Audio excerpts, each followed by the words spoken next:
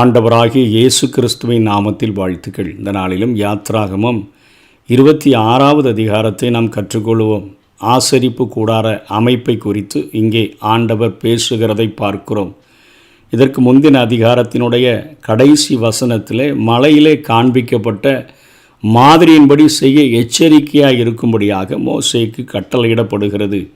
அதாவது ஆவிக்குரிய வாழ்க்கை, ஆவிக்குரிய போதனைகள் முழுவதுமே நம்முடைய சொந்த மூளையில் இருந்து எதையும் எடுத்து பேசிவிடக்கூடாது. முழுவதும் தேவனுடைய ஆலோசனையின்படி, முழுவதும் தேவனுடைய சித்தத்தின்படி, தேவனுடைய திட்டத்தின்படி இருக்க வேண்டும் என்பதை புரிந்து கொள்ளும் வண்ணமாக இந்த காரியமானது சொல்லப்படுகிறதை பார்க்கிறோம். இங்கே முதல் 14 வசனங்களிலே மூடுதிரைகளும் மனித அவதார கிறிஸ்துவும் என்கிற தலைப்பின் கீழாக நாம் பார்க்க முடியும். அதாவது ஆசரிப்பு கூடாரத்தில் உள்ள ஒவ்வொரு பனிமூட்டுகளுமே கிறிஸ்துவை அடையாளப்படுத்தி நின்றன என்பதை நாம் புரிந்து கொள்ள வேண்டும். இங்கே 4 மூடுதிரைகள் ஆசரிப்பு கூடாரத்தை மூடியிருந்தன. 4 அடுக்குகளாக அவைகள் இருந்ததை குறித்து நாம் அவை எப்படி செய்யப்பட்ட என்கிற காரியத்தை குறித்து கற்றுக்கொள்ளப் போகிறோம். முதலாவது மூடுதிரை மெல்லிய பஞ்சு நூல், இளநீல நூல், சிவப்பு நூல், இரத்தாம்பர நூல் ஆகியவற்றால் ஒரு 28 முழ நீளமும் 4 முழ அகலமும் கொண்ட 10 பகுதிகள் அப்படி செய்து 5+5 என்ற நிலையில் அவைகள் இணைக்கப்பட்டு இவ்விரண்டும் அது கூட்டி இணைக்கப்பட்ட ஒரு மூடியாக அந்த முதல் பகுதியானது காணப்பட்டது. இதை முதல் 6 வசனங்களில் நம்ம பார்க்க முடியும். இரண்டாவது அந்த மூடுதிரையானது ஆட்டு மயிரினால் செய்யப்பட்ட 11 மூடுதிரைகளால் அவைகள் இருந்தது. 11 பகுதிகளாக செஞ்சு இதுவும் ஒன்றோடொன்று அவைகள் இணைக்கப்பட்டது. ஒவ்வொன்றுமே 30 முழ நீளம், 4 முழ அகலம் கொண்ட 5+6 என்கிற இரு பகுதிகளை இணைத்து பின்பு அவைகள் கூட்டி இணைக்கப்பட்டது. 5+6 என்கிற நிலைமையில் அவைகள் இணைக்கப்படுகிறது. மூன்றாவது சிவப்பு தீர்த்த ஆட்டுக்கடா தோலினால் செய்யப்பட்டது. 14ஆம் வசனத்தில் பார்க்கிறோம். தகசு மூடியினால் செய்யப்பட்டது. இதுவும் 14ஆம் வசனத்தில் பார்க்கிறோம். முதலில் பலவண்ண நூல்களால் செய்யப்பட்ட அந்த மூடியானது ஆட்டு மயிரினால் செய்யப்பட்ட இரண்டாவது மூடி மேலே, முதல் மூடி மேலே அந்த ஆட்டு மயிரினால் செய்யப்பட்ட மூடி, அதன் மீது சிவப்பு தீர்த்த ஆட்டுக்கடா அந்த தோலினால் ஆன மூடி, அதே போல் இறுதியில் எல்லாவற்றின் மீதாக தகசு தோலினால் மூட வேண்டும் என்று ஆண்டவர் அங்கே கட்டளை கொடுத்திருக்கிறதை பார்க்கிறோம். தகசு தோல் அனைத்தையும் மூடி தரை மட்டும் தொங்க விடப்பட்டிருந்ததுனால வெளியே நின்று பார்க்கிறவர்களுக்கு வெறும் ஒரு தகசு தோல் கூடாரம் போலவே அந்த கூடாரமானது, ஆசரிப்பு கூடாரமானது காட்சியளிக்கும். முதல் மூடுதிரையானது கூடாரத்தின் அகலமான 10 முழம் போக மீதி பக்கத்துக்கு 9 முழம் வீதம் தொங்க விடப்பட்டிருந்தது.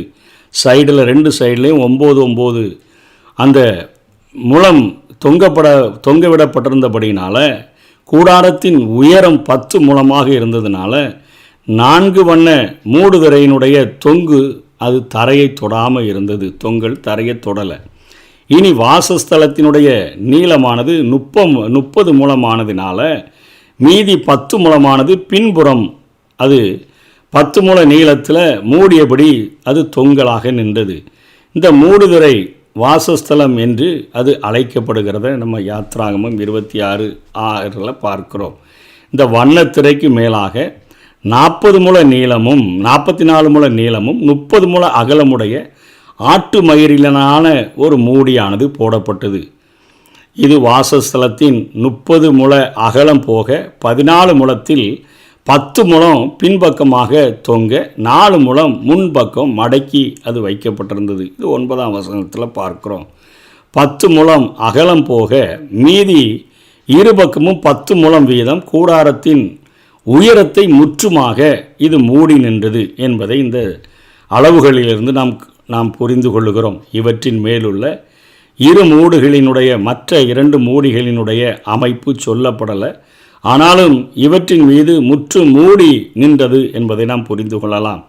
இந்த மூடுதிரைகள் கிறிஸ்துவை அடையாளப்படுத்தி காட்டக்கூடியதாக இருக்கின்றன. வண்ண மூடுதிரை தான் உள்ளே இருக்குது. அதனுடைய இளநூல் அது தெய்வீக தன்மையை காட்டக்கூடியதாக இருக்கிறது. இரத்தாம்பர நூல் அது ராஜரீகத்தை காட்டக்கூடியதாக இருக்கிறது. சிவப்பு நூல் அவருடைய பாடுகளை காட்டக்கூடியதாக இருக்கிறது. வெண்மையான மெல்லிய பஞ்சு நூல் அவருடைய பரிசுத்தத்தை, கிறிஸ்துவினுடைய பரிசுத்தத்தை காட்டக்கூடியதாக இருக்கிறது. அதுக்கு அடுத்தபடியாக வெள்ளாட்டு தோல் நமக்காக பாவ பலியாக மாறிய கிறிஸ்துவை அடையாளப்படுத்தக்கூடியதாக இருக்கிறது. ஆட்டுக்கடா அது பிரதிஷ்டை பண்ணுதலை குறிக்கக்கூடியதாக இருக்கிறது. கிறிஸ்து நமக்காக பலியாகி நம்மோடு கூட வாழும்படி பிரதிஷ்டை பண்ணினார் என்கிற காரியத்தை நாம் லேவியராகமம் 16வது அதிகாரத்தில் நாம் பார்க்க முடிகிறது. அதே போல் தகசு தோல் நீலம் கலந்த கருப்பு நிறத்தை உடையதாக இருந்தது. இதை கடல் பன்றியிலிருந்து அல்லது திமிங்கலத்திலிருந்து எடுத்தார்கள் என்று சொல்லுகிற கருத்துக்கள் காணப்படுகின்றன. இது பனியையும் மழையையும் தாங்கக்கூடிய ஒரு கடினமான தன்மை உடையதாக இருந்தது. வெளிப்புறம் இவ்வாறு சாதாரண தன்மை மிக்கதாகவும் உள்ளே பொன் அலங்காரத்தாலும் திகழ்ந்ததான ஒரு கூடாரம்தான் இந்த கூடாரம். மனித தன்மையுடன் தெய்வீக தன்மையை முழுமையாக கொண்டு விளங்கிய அந்த கிறிஸ்துவை இது அடையாளப்படுத்தி நிற்கிறதை பார்க்க முடிகிறது. இன்றைக்கு ஏளனம் பண்ணப்படுகின்ற கிறிஸ்து வெறும் அற்பமானவர் அல்ல.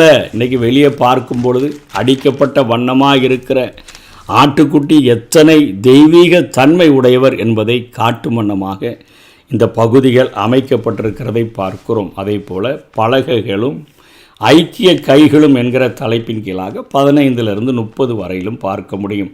வாசஸ்தலத்தை அமைக்க 48 பலகைகள் பயன்படுத்தப்பட்டன. வடபுறத்தில் 20, தென்புறத்தில் 20, மேற்புறத்தில் 8 ஆக மொத்தம் 48 பலகைகள். இவைகள் எல்லாமே நிமிர்ந்து நிற்கிற பலகைகளாக இருந்தன. 12ஐ 4 பெருக்க வரும் தொகையாக இது இருக்கிறது. 12 × 4 12 ஆளுகையுடன் தொடர்புடைய ஒரு எண்.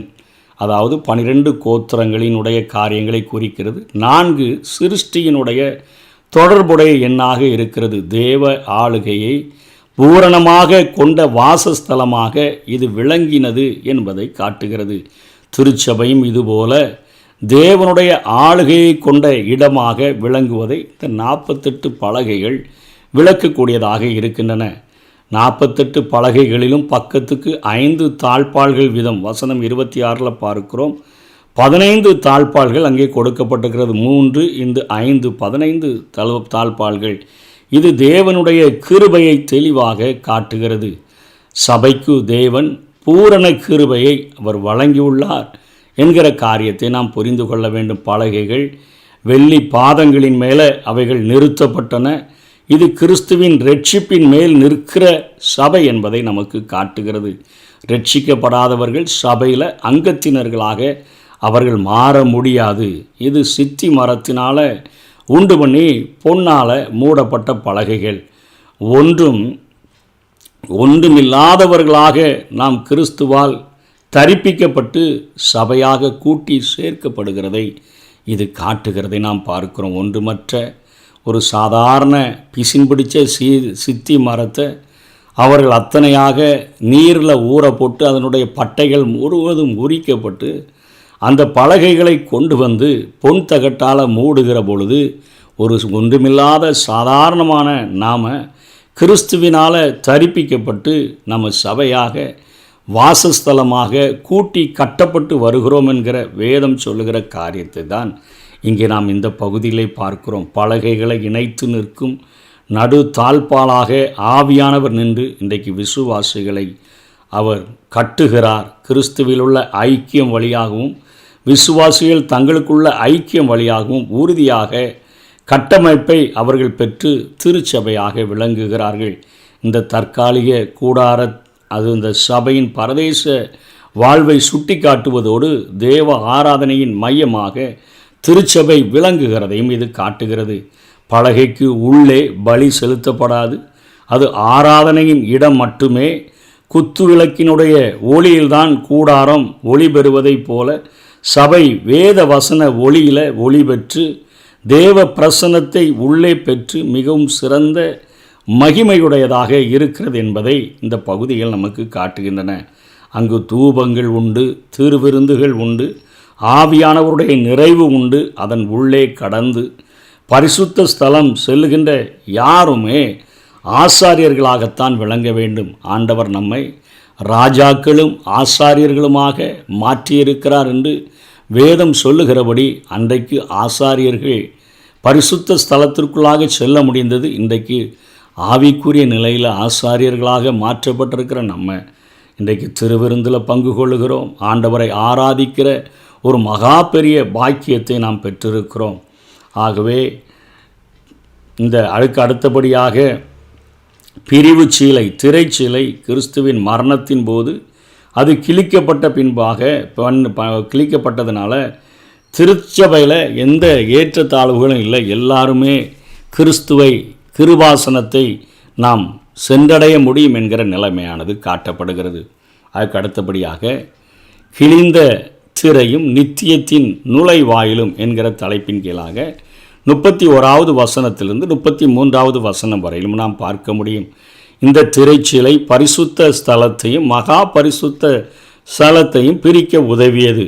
இதனுடைய நீளம் 10 முழம், அகலம் 10 முழம். இப்படி இந்த ஒரு திரைச்சீலை இது இளநீலால், இரத்தாம்பர நூலால், சிவப்பு நூலால், திரிந்த மெல்லிய பஞ்சு நூல் ஆகியவற்றினால் ஆனது. இது கேருபீன்களின் இந்த திரையில் சித்திர வேலைகள் செய்யப்பட்டிருக்கிறது. வெள்ளி பாதங்களை கொண்ட 4 தூண்களில் இது தொங்க விடப்பட்டிருந்தது. அதனை தொங்கவிட பொன் கொக்கிகள் அவைகள் பயன்படுத்தப்பட்டன.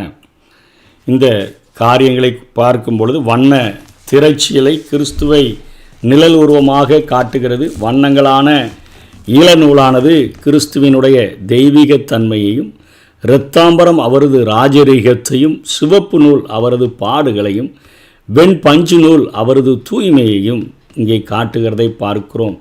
கேர்பின் சித்திரங்கள் அங்கே தீட்டப்பட்டிருக்கிற காரியங்கள் தேவ சமூகத்தில் தான் இவைகள் இருக்கிறது என்பதை சுட்டி காட்டுகின்றன.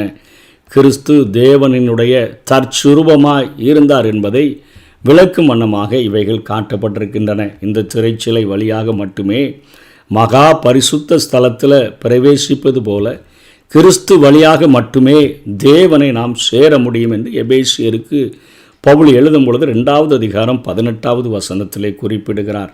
4 தூண்களில் விரிக்கப்பட்ட திரையைப் போல கிறிஸ்து 4 சுவிசேஷ நூல்களிலே வார்த்தை ஓவியமாக அவர் தீட்டப்பட்டிருக்கிறதை நாம் படிக்கிறோம். அவை மேலிருந்து கீழ்நோக்கி தொங்கவிடப்பட்டிருந்தது போல ஆவியானவரினால் மனிதரை கொண்டு அந்த வசனங்கள் நமக்கு எழுதி தரப்பட்டுள்ளன.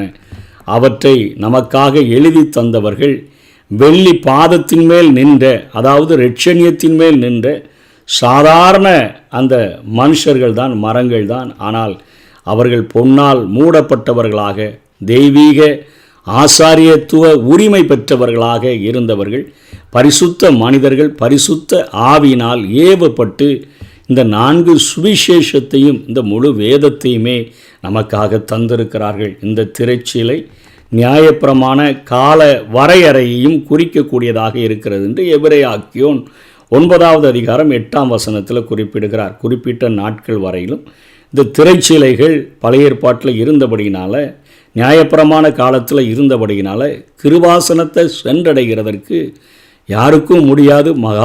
பிரதான ஆசாரியர் ஒருவர் மாத்திரமே வருஷத்துக்கு ஒரு முறை செல்லக்கூடியதாக இருந்தது. சதுரமான திரைச்சீலை கிறிஸ்துவினுடைய பூரணத்தன்மையை காட்டுகிறது. 10 என்ற எண் வரிசை முழுமையையும் ஒரு நோக்கத்துக்காக ஒரு சோதனையையும் உள்ளடக்கியதாக அது காட்டுகிறது. அதாவது கிறிஸ்துவனுடைய மரணத்தின் போது இந்த திரைச்சிலை மேலிருந்து கீழாக கிழிந்தது. கிறிஸ்துவனுடைய சரீரத்தின் வழியாக ஏற்படுத்தப்பட்ட புதிய வாசலை இது காட்டக்கூடியதாக இருக்கிறது. பரலோகத்திலிருந்து ஏற்படுத்தப்பட்ட வாசல், ஜீவனுக்கு போகின்ற ஒரு புதிய வாசல். இந்த வாசலே நித்திய வாழ்வுக்கு செல்லுகின்ற ஒரு நுழைவாசலாக நமக்கு இருக்கிறது. இந்த மாம்சமாகிய கிறிஸ்துவின் திரையின் வழியாக தான் நம்ம தேவனை தரிசிக்க முடியும். வேறு ரட்சிப்பினுடைய வாசல் இல்லை என்பதை நாம் நிச்சயமாக நாம் புரிந்து கொள்ள வேண்டும். இதனைத் தொடர்ந்து கடைசி பகுதியாக ஆசரிப்பு கூடாரத்தினுடைய 2 அறைகள் அங்கே சொல்லப்பட்டிருக்கிறது. அதாவது முதற் பகுதி 30 அடி நீளம் 15 அடி அகலமுள்ள ஒரு அறை. இது பரிசுத்த ஸ்தலம் என்று அழைக்கப்படுகிறது.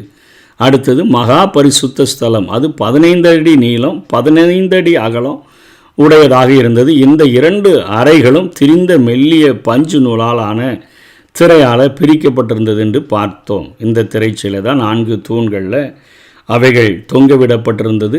அங்கே சாட்சி பெட்டியும் கிருபாசனமும் மட்டும் மகா பரிசுத்த ஸ்தலத்துக்குள்ளே இருந்தது. பரிசுத்த ஸ்தலத்தில் மேஜை, பொன் குத்து விளக்கு, அதுபோக தூப வர்க்கம் போடுகிறதற்கான அந்த பொருட்கள் அங்கே இருந்தன. இவைகள் திரைச்சீலைக்கு முன்பாக வைக்கப்பட்டிருந்தது. குத்து விளக்கு பரிசுத்த ஸ்தலத்தினுடைய தென்புறமும், மேஜை அதனுடைய வடபுறமும் வைக்கப்பட்டிருந்தது. பின்னப்பட்ட தொங்கு திரையே வாசஸ்தலத்தினுடைய வாசலாக இருந்தது. திரைச்சிலையைப் போலவே சித்தி மரத்தால் செய்யப்பட்டு பொன்னால் மூடப்பட்டிருந்ததும் வெண்கல பாதங்களின் மேல் நிறுத்தப்பட்டிருந்ததுமான 5 தூண்களில் இந்த தொங்கு திரை தொங்குவிடப்பட்டிருந்தது. மரத்தின் மேலே சித்தி சாதாரண அந்த மனிதத்தன்மையை குறிக்கக்கூடியதுக்கு மேலே தெய்வீகத்தன்மையை உடையதான அந்த பொன் தகடு இவைகள் மூடப்பட்ட காரியங்கள் நமக்கு உணர்த்தி காட்டுகின்றன. ஆகவே இந்த ஆசரிப்பு கூடாரத்தில் உள்ள பனிமூட்டுகள் அனைத்தும் கிறிஸ்துவை அடையாளப்படுத்தி நிற்கின்றன. இதனுடைய ஆழங்களை புரிந்து கொண்டு கல்வாரி சிலுவையில் இயேசு நமக்காக ஜீவனை கொடுக்கிற பொழுது அவருடைய மாம்சமாகிய திரையின் வழியாக ஒரு புதிய ரட்சிப்பை ஆண்டவர் ஏற்படுத்தி பிதாவை நெருங்கி சேருகிற ஒரு பாக்கியத்தை நமக்கு தந்திருக்கிறபடினாலே, யாவரும் கிருபாசன தண்டையில் சேருகிற ஒரு ஸ்லாக்கியம் பெற்றிருக்கிறபடினாலே, ஒவ்வொரு நாளும் நாம் ஆராதிக்கிறவர்களாக ஆண்டவருடைய அந்த திருவிருந்தில் நம்மால் பங்கு கொள்ள முடியும். அப்படிப்பட்ட ஒரு ஸ்லாக்கியத்தை பெற்றிருக்கிற நம்ம மகா பரிசுத்த ஸ்தலம் வரையிலும் சென்று அவரை தரிசிக்க முடியும். அந்த பாக்கியத்தை ஒவ்வொரு நாளும் நாம் அனுபவிப்போம். கர்த்தர் தாமே நம்மை ஆசீர்வதிப்பாராக. ஆமென்.